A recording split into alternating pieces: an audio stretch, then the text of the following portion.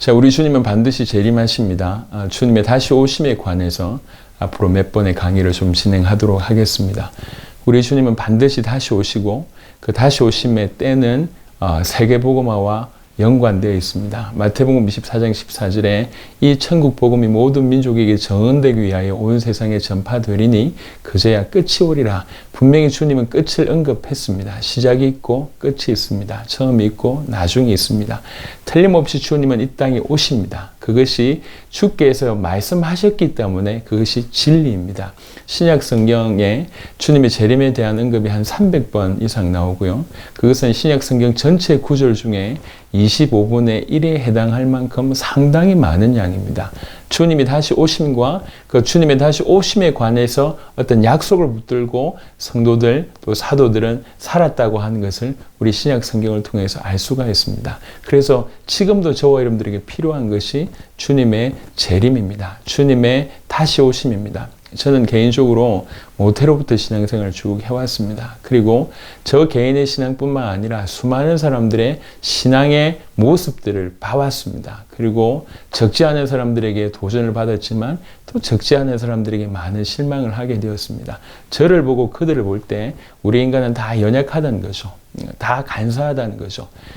각자에게 들어가 있는 어떤 절대적인 우선순위에 따라서 다 살게 되더라는 것을 제가 확인했습니다. 상처가 들어가 있다면 그 상처를 이렇게 거부하는 쪽으로 이렇게 아니면 그 상처를 보더듬고 사는 이런 쪽 아니면 자기에게 가장 중요하게 보이는 육신적인 것들이 들어가면 또 그것 때문에 인생을 보내는 경우들이 너무나 허다합니다. 우리가 그렇습니다. 우리의 절대적인 우선순위가 뭐냐에 따라서 모든 것이 바뀐다는 것이죠. 주님은 우리에게 주님의 다시 오심 그것이 절대적인 우선순위가 되기를 원하십니다. 이것이 사도들과 우리에게 주신 메시지입니다. 주님의 다시 오심이 우리 인생의 절대적인 우선순위가 될 때 비로소 주님이 원하시는 좀 정상적인 삶을 살게 된다. 저는 그렇게 좀 깨달았습니다. 주님이 다시 오십니다. 막연한 얘기가 아닙니다. 이것은 단순한 이야기가 아닙니다. 꾸며낸 것이 아닙니다. 주님의 다시 오심을 바라보고 간절히 기다려야 된다는 거죠. 그래서 성경에는 이 성도들의 모습을 마치 신랑을 맞이하는 신부의 모습으로 많이 표현됩니다. 즉 성도들은 그리스도의 신부입니다. 신랑이 오기를 신랑을 맞이할 준비를 하는 그리스도의 신부로 우리는 이 땅에 존재하고 살아가고 있는 것입니다. 그렇다고 하면 우리에게 주님의 재림이라고 하는 것이 얼마나 강력하게 존재해야 되며 영향력을 행사해야 되겠습니까? 그런데 과연 우리는 우리의 삶 속에 주님의 재림이 어느 정도 영향력이 있는지를 한번 돌이켜볼 필요가 있습니다. 분명한 것은 주님은 반드시 재림하십니다. 요한복음 14장 1절부터 3절에 보시면 너희는 마음에 근심하지 말라. 하나님을 믿으니 또 나를 믿으라. 내 아버지 집에 거할 곳이 많도다. 그렇지 않으면 너희에게 일렀으리라. 내가 너희를 위하여 거처를 예비하러 가노니 가서 너희를 위하여 거처를 예비하면 내가 다시 와서 너희를 내게로 영접하여 나 있는 곳에 너희도 있게 하리라. 사도들에게 분명히 얘기했습니다. 거처를 마련하러 간다고 얘기하셨고 실제로 사도들이 갈 영원한 천국에 대한 부분들을 언급을 하셨습니다. 그리고 나서 다시 오신다고 분명히 말씀하셨습니다.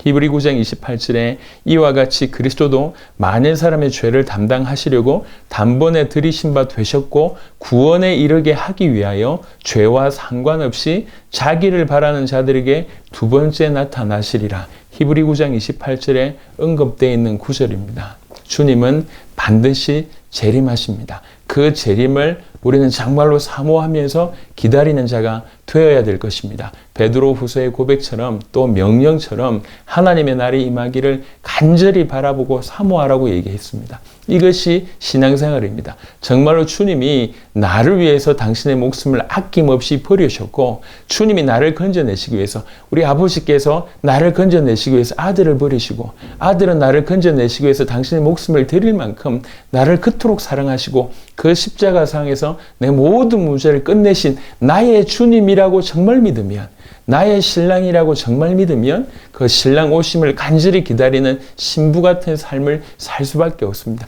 그렇게 되면 우리 스스로의 모습들 또 정결케 하는 모습들 순종하는 모습들은 사실은 따라오는 겁니다. 내가 억지로 해내야 될 것이 아니라 간절히 주님을 바라보고 그 주님이 오시기를 사모하게 되면 나를 추스리고 당연히 부족한 모습들을 내 안에서 제거하는 이런 삶이 당연히 우리의 삶 속에 일어날 수밖에 없지 않겠습니까? 그래서 진실로 주님을 바라보는 주님의 다시 오심이 진리라고 생각하고 그것을 바라보고 추구하는 인생들을 저와 여러분들이 살아야 되겠습니다. 근데 주님의 재림은요, 몇 가지 특징이 있습니다. 첫 번째는 분명히 올라가신 그대로 오신다고 하셨습니다. 사도행전 1장 11절에 이르되 갈릴리 사람들아 어찌하여 서서 하늘을 쳐다보느냐 너희 가운데서 하늘로 올려지신 이 예수는 하늘로 가심을 본 그대로 오시리라 하였느니라. 올라가심 그대로 오십니다. 두 번째는요, 누가복음 21장 27절에 그때 사람들이 인자가 구름을 타고 능력과 큰 영광으로 오는 것을 보리라, 이런 구절이 있고요.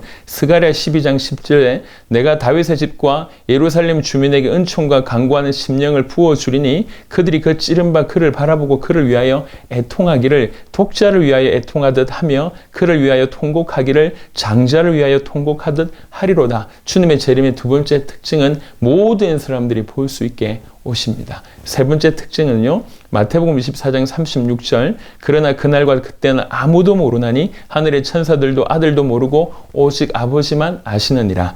42절에 그러므로 깨어있으라. 어느 날에 임할는지 어느 날에 너희 주가 임할는지 너희가 알지 못함이니라. 44절에 이러므로 너희도 준비하고 있으라. 생각하지 않은 때에 인자가 오리라. 세 번째 특징은 그 주님의 다시 오심의 때는 아무도 모른다고 하는 얘기입니다. 지금도 여전히 그런 어떤 절기나 아니 기타 등등을 따져가지고 주님의 재림을 어떤 수학 공식처럼 비밀 풀듯이 이렇게 푸는 분들이 있습니다. 성경은 분명히 얘기했습니다. 예, 아무도 모른다. 심지어 아들도 모른다고까지 굉장히 강력하게 말씀하셨습니다. 하지만 그 주님의 재림의 시기와 관련해서 가장 큰 힌트가 하나 있다면 그건 마태복음 24장 14절입니다. 이 천국 복음이 모든 민족에게 전언되기 위하여 온 세상에 전파되리니 그제야 끝이 오리라. 이 천국 복음이 온 세상의 모든 민족에 전언되고 전파되면 그제야 끝이 옵니다. 그래서 정말 주님의 재림을 사모하는 자일수록 모든 민족을 향하여 복음을 전하는 인생을 살아갈 수밖에 없습니다. 여러분들도 그런 은혜가 있기를 그리스도 예수 이름으로 축원합니다.